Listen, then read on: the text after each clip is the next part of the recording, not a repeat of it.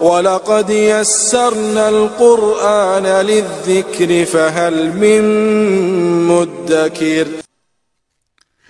آج انشاءاللہ تعالی ہم سورہ آل عمران کی آیت نمبر 197 سے لے کر 200 تک پڑھتے ہیں اور اس کو سمجھنے کی کوشش کرتے ہیں۔ اعوذ باللہ من الشیطان الرجیم، بسم اللہ الرحمن الرحیم۔ متاع قلیل ثم مأواہم جہنم وبئس المہاد۔ متاع یہ فائدہ ہے، متاع یہ فائدہ ہے۔ متاع جس چیز سے کسی طرح کا وقتی فائدہ حاصل کیا جائے اسے متاع کہتے ہیں۔ متاع قلیل کے معنی ہیں عارضی اور وقتی فائدہ نفع کے۔ قلیلاً تھوڑا سا، قلیلاً تھوڑا سا، ثم پھر مأواہم ان کا ٹھکانہ، مأواہم ان کا ٹھکانہ جہنم دوزخ ہے، جہنم دوزخ ہے۔ وبئس اور وہ برا، وبئس اور وہ برا، المہاد بچھونا ہے، المہاد بچھونا ہے یعنی آرام کرنا ہے۔ یعنی یہ دنیا کے وسائل، آسائشیں اور سہولتیں بظاہر کتنی ہی زیادہ کیوں نہ ہوں، در حقیقت متاع قلیل ہی ہیں، کیونکہ بالآخر انہیں فنا ہونا ہے، اور ان کے فنا ہونے سے پہلے وہ حضرات خود فنا ہو جائیں گے جو ان کی حصول کی کوشش میں اللہ کو فراموش کیے رکھتے ہیں اور ہر قسم کی اخلاقی ضابطوں اور اللہ تعالیٰ کی حدوں کو بھی پامال کرتے ہیں۔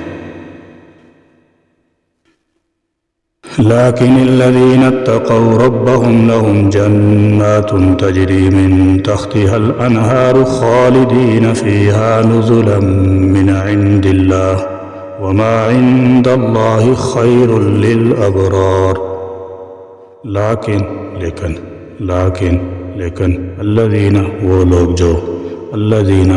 لوگ جو اتقوا ڈرتے رہے ربهم اپنے رب سے لہم ان کے لیے جنات باغات ہیں تجری بہتی ہیں من تحتیا ان کے نیچے سے الانہار نہریں خالدین وہ ہمیشہ رہیں گے فیہا ان میں نزلاً بے طور مہمان نوازی کے۔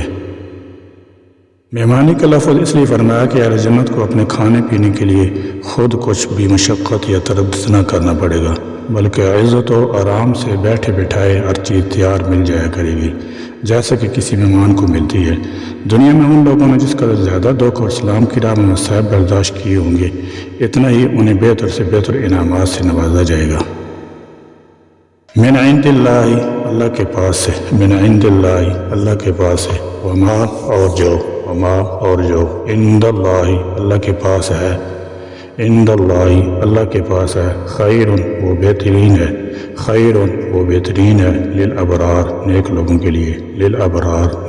کے لیے۔ ابرار جمع ہے، اس کا واحد بر اور بار یعنی نیک لوگ ہیں۔ ان دو آیات میں ایک مسلمان ایک کافر کی دنیاوی اور اخروی زندگی کا تقابل پیش کیا گیا ہے۔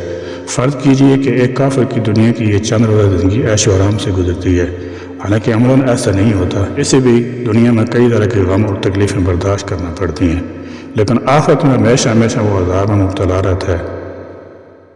اور مسلمان کی یہ چند روزہ زندگی دکھ، مسائل، پریشانی اور تنگدستی میں گزرتی ہے، حالانکہ عملاً ایسا نہیں ہوتا، اسے بھی دنیا میں خوشی اور خوشحالی کے لمحات میسر آتے ہی رہتے ہیں، لیکن آخرت میں ہمیشہ کے لیے اس کے لیے ہر طرح کی نعمتیں ہیں، اور عیش و عشرت کی زندگی ہو تو بتلائیے ان دونوں میں سے کون فائدہ میں رہا۔ لہذا میں دنیاوی زندگی کا یہ تقابل کر کے دھوکہ نہ آنا چاہیے۔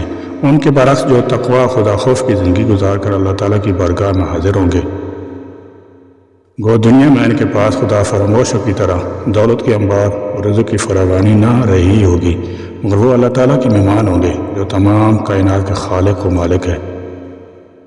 اور وہاں ان ابرار یعنی نیک لوگوں کو جو اجر و صلہ ملے گا وہ اس سے بہتر ہوگا جو دنیا میں کافروں کو عارضی طور پر ملتا ہے۔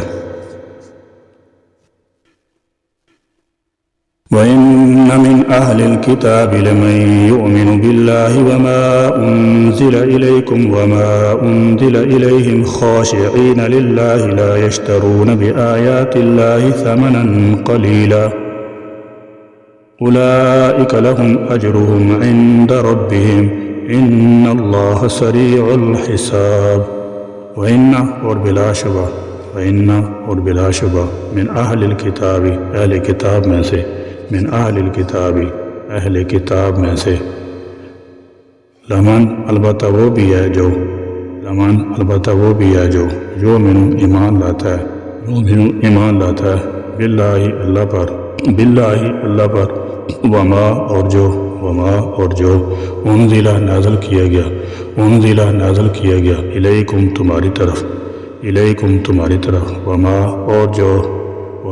اور جو انزلہ نازل کیا گیا الیہم ان کی طرف اہل کتاب میں سے تمام ایمان والے مراد ہیں جن کے اس آیت میں 5 اوصاف بیان ہوئے ہیں۔ پہلا وصف ایمان باللہ یعنی شرک سے پاک ایمان، دوسرا وصف ایمان بالقرآن، تیسرا وصف اپنے سابقہ انبیاء علیہم السلام کی کتب پر ایمان، چوتھا وصف خشوع جو ایمان کاملہ کا ثمرہ ہے، پانچواں وصف متاع دنیوی کو آخرت کے مقابلہ میں حقیر اور بے قدر و قیمت سمجھنا۔ خاشعین عاجزی کرتی ہیں، جمع اس کا واحد خاشعون ہے، بمعنی خشوع کرنے والے، عاجزی کرنے والے، اللہ کے لیے جھکنے والے، للہ اللہ کے لیے لا یشترون نہیں وہ خریدتے یا لیتے بآیات اللہ اللہ کی آیات کے بدلے ساماناً مول قلیلاً تھوڑا اولئک یہ لوگ لہم ان کے لیے اجرہم ان کا اجر ہے عند ربہم ان کے رب کے ہاں ان بلا شبہ اللہ سریع الحساب بہت جلد حساب لینے والا ہے۔ اس آیت میں اہل کتاب کے اس گروہ کا ذکر ہے جنہیں رسول کریم صلی اللہ علیہ وسلم کی رسالت پر ایمان لانے کا شرف حاصل ہوا۔ ان کے ایمان و ایمان صفات کا تذکرہ فرما کر اللہ تعالیٰ نے انہیں دوسرے اہل کتاب سے ممتاز کر دیا جن کا مشن اسلام، پیغمبر اسلام اور مسلمانوں کے خلاف سازشیں کرنا، آیات الہی میں تعریف تلبیس کرنا، دنیا کے عارضی اور فانی مفادات کے لیے کتمان علم کرنا تھا۔ اللہ تعالیٰ نے فرمایا یہ مومنین اہل کتاب ایسے نہیں ہیں بلکہ یہ اللہ سے ڈرنے والے ہیں، ان کی آیتوں کو تھوڑی قیمت پر بیچنے والے نہیں ہیں۔ اس کا مطلب یہ ہوا کہ جو علماء و مشائخ دنیوی اغراض کے لیے آیات الہی میں تعریف یا ان کے مفہوم کے بیان میں دجل و تلبیس سے کام لیتے ہیں وہ ایمان تقوی سے محروم ہے۔ یا ایہا الذین آمنوا اصبروا وصابروا ورابطوا واتقوا اللہ لعلکم تفلحون۔ یا ایہا الذین اے لوگو جو آمنو ایمان لائو اصبروا تم صبر کرو وصابروا اور مقابلہ میں ڈٹے رہو ورابطوا اور جنگ کی تیاری کرو صبر سے مراد دین کے راستے میں پیش آنے والی مشقتوں اور صعوبتوں کو برداشت کرنا ہے۔ صابروا سے مراد دشمن کے مقابلہ میں صبر و استقامت اختیار کرنا ہے۔ دشمن سے مقابلہ کی تیاری کو مرابطہ کہتے ہیں۔ رابطو یعنی جہاد کے لیے تیار رہنا، کسی چوکی پر پہرہ دینا، مورچے پر رہنا اور اپنی مملکت کی سرحدوں کی حفاظت کرنا وغیرہ سب کچھ شامل ہے۔ بعض فقہا رباط کو جہاد فی سبیل اللہ سے بھی زیادہ اہمیت دیتے ہیں۔ وجہ یہ ہے کہ جہاد غیر مسلموں سے کیا جاتا ہے اور رباط خود مسلمانوں کی حفاظت کے لیے ہوتا ہے۔ واتقوا اور ڈرو اللہ سے لعلکم تاکہ تم تفلحون فلاح پاؤ۔ صبر کرو یعنی طاعات کے اختیارات اور شہوات و لذات کی ترک کرنے میں اپنے نفس کو مضبوط اور ثابت قدم رکھو۔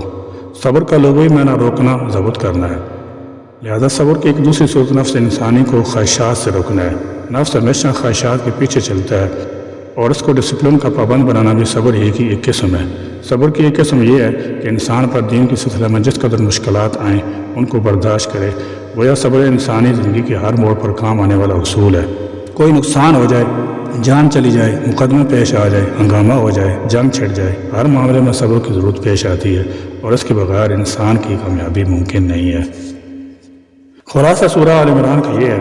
سورہ آل عمران کے شروع میں یہ بتایا گیا کہ اللہ ایک ہے، وہ زندہ ہے اور سب اسی کی مہربانی سے قائم و زندہ ہیں۔ پھر انسان کو تعلیم و ہدایت دینے کے لیے اس نے ایک آخری کتاب نازل کی، یعنی قرآن۔ اس کتاب یعنی قرآن مجید کو سمجھانے کے لیے آخری نبی حضرت محمد صلی اللہ علیہ وسلم کو بھیجا۔ یہ کتاب اور جن پر یہ کتاب نازل ہوئی، یعنی حضرت محمد صلی اللہ علیہ وسلم، پوری دنیا کے لیے ہدایت کا پیغام ہے۔ پھر بتایا گیا کہ دنیا تو صرف آزمائش کا گھر ہے، یہاں بے شمار ایسی چیزیں ہیں جو انسان کو مذہب اور اللہ سے دور کر سکتی ہیں، یعنی بیوی بچے، مال و دولت، عزت شوکت، عیش و آرام اور سونے چاندی کے ڈھیر۔ یہی سبق دیا گیا کہ یہ تمام دنیاوی چیزیں بالکل عارضی اور فانی ہیں، اس لیے ہر وقت دھیان اس زندگی کی طرف رکھنا چاہیے جو ہمیشہ کی زندگی ہے اور موت کے بعد شروع ہوتی ہے۔ وہاں یہ سب دنیاوی چیزیں ہرگز کام نہیں آئیں گی بلکہ صرف اعمال کام آئیں گے۔ اس لیے ان تمام چیزوں کا استعمال کرتے ہوئے قرآن قانون نبی صلی اللہ علیہ وسلم کی فرامین سامنے رکھنی چاہیے، تب جنت ملے گی۔ اس کے بعد حضرت مریم علیہ السلام اور حضرت عیسیٰ علیہ السلام کی پیدائش، ان کے معجزات، ان کی تعلیمات اور عیسائیوں کے حالات تفصیل سے بیان کیے گئے۔ پھر حضرت صلی اللہ علیہ وسلم کا آنا اور حضرت ابراہیم علیہ السلام کے بارے میں بتلایا گیا۔ پھر غزوہ بدر میں کامیابی کا معجزہ، سود کے ممانعت اور احکامات کا بیان ہے۔ پھر غزوہ احد کا ذکر ہے اور اس کے مسائل بھی کافی حد تک بیان ہو چکے ہیں۔ آخر میں مسلمانوں کو ہدایت فرمائی گئی کہ یہود و نصارہ کی زندگی کے اصول ہرگز نہ اپنائیں، بلکہ صبر و سکون اور پورے خلوص و یقین سے ہر وقت اللہ رب العزت سے دعا کریں۔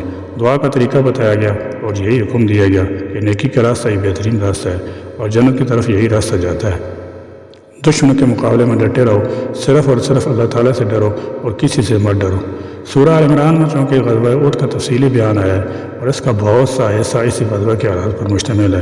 لعلکم تفلحون، اس کا نتیجہ یہ ہوگا کہ تم کامیاب ہو جاؤ گے، منزل مراد کو پال ہوگے۔ حضور صلی اللہ علیہ وسلم نے سورہ بقرہ اور سورہ آل عمران کی بڑی فضیلت بیان کی ہے۔ فرمایا قیامت کے دن یہ دونوں صورتیں خیموں کی شکل میں آئیں گی، ان کے درمیان چمک ہوگی اور وہ اپنے پڑھنے والوں، عمل کرنے والوں اور ایمان رکھنے والوں پر سایہ فگن ہوگی اور بندے کے حق میں سفارش کریں گی۔ ان صورتوں کو زہراوین یعنی دو روشن صورتیں کہا گیا ہے۔ دارمی شریف کے حدیث میں آتا ہے کہ جو شخص جمعہ کے دن سورہ آل عمران کی تلاوت کرے گا اس کے لیے فرشتے سارا دن دعا کرتے رہیں گے حتیٰ کہ سورج غروب ہو جائے۔ اور یہ آخری آیت گویا اس صورت کا تتمہ اور لب لباب ہے، جس میں مسلمانوں کو کفار کے مقابلے میں ہر وقت تیار رہنے کے ضمن میں جامع ہدایات دی گئی ہیں۔ اللہ تبارک و تعالیٰ اپنے فضل و کرم سے ہم کو دین و دنیا دونوں جہان کی صلاح و فلاح سے نوازیں اور جملہ قرآنی ہدایات اور تعلیمات پر ہم کو عمل پیرا ہونے کی توفیق عطا فرمائے۔ اے اللہ، اپنا وہ خوف و خشیت ہم کو عطا فرما کہ جو ہم کو ہر چھوٹی بڑی نافرمانی سے روک دے اور آپ کی اطاعت و فرمانبرداری جملہ احکام میں ہمارے لیے آسان کر دے۔ اے اللہ، اپنے صابر بندوں میں ہم کو بھی شامل فرما لے اور ہمیں اپنے دشمنوں سے مقابلہ کے لیے مستعد اور مضبوط بنا دے۔ اے اللہ، دین اسلام کے لیے اور اپنی اطاعت کے لیے ہم کو جو مشقت پیش آئے اس کو برداشت کرنے اور اس پر صبر کرنے کی توفیق ہم کو عطا فرما۔ یا اللہ، جن باتوں سے کہ آپ نے اور آپ کے رسول علیہ السلام نے منع فرمایا ہے ان سے باز رہنے اور اپنے نفس کو روکنے کی ہمت عطا فرما۔ یا اللہ، آپ نے اور آپ کے حبیب علیہ السلام نے تو ہماری صلاح و فلاح، ہر طرح کی کامیابی اور کامرانی کے لیے ہدایات عطا فرما دی۔ یا اللہ، ہم کو ان ہدایات کے اتباع نصیب فرما اور ہم سے اس معاملے میں جو اب تک تقصیرات ہوئی ہیں ان کے تدارک کی توفیق کاملہ عطا فرما۔ ربنا تقبل منا انك انت السميع العليم وتب علينا انك انت التواب الرحيم آمين يا رب العالمين وآخر دعوانا الحمد لله رب العالمين۔